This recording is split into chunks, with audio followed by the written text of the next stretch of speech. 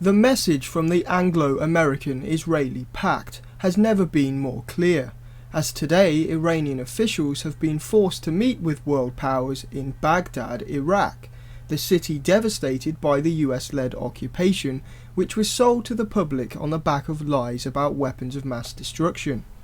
Despite there being no evidence that Iran is seeking to produce nuclear weapons, nor that they are anywhere near capable of doing so, the symbolic location of the talks should remind the world that when there is an agenda, facts can be massaged into place to support it. Ahead of the talks, it was curiously leaked that British ministers were working on how to protect the UK's interests should a military conflict between Israel and Iran arise.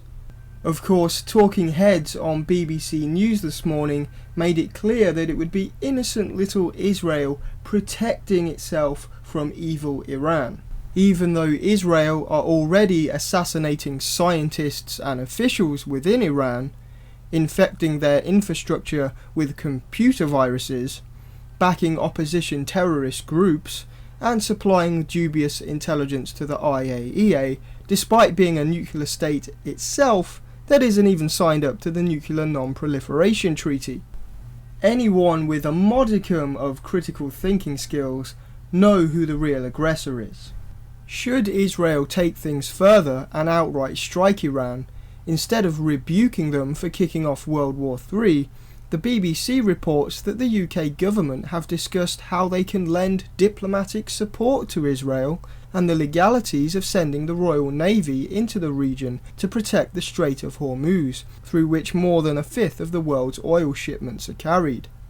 Then there's the Diego Garcia, a British colony in the Indian Ocean which they've handed over to the US for use as an aircraft base. Here bombers would be deployed to attack Iran.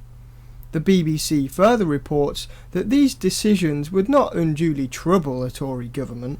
They're simply looking for ways to make it seem more legal to attack Iran than it was to attack Iraq.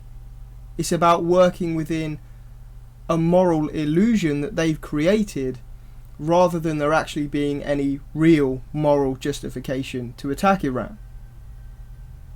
It's propaganda.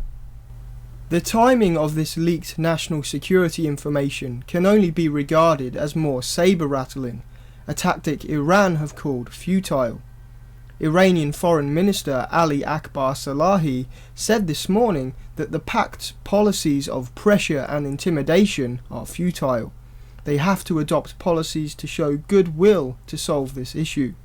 Meanwhile, sanctions are being stepped up against Iran that will cause a knock-on effect in Europe, as the EU will follow the US by banning the purchase of Iranian oil. This, however, will not only put a damper on the Iranian economy, but hit the pocket of EU consumers who will face price increases at the pumps. According to NPR, Iran is stockpiling its output of oil, but will soon reach a point where it will literally have nowhere to put it. The writer speculates that this will force Iran to cooperate on its weapons program, but as we've consistently documented, there isn't a weapons program, so what exactly can they cooperate on? The propaganda continues. For more on this story and other alternative news headlines, please visit wideshut.co.uk or visit the links in the info box down there somewhere.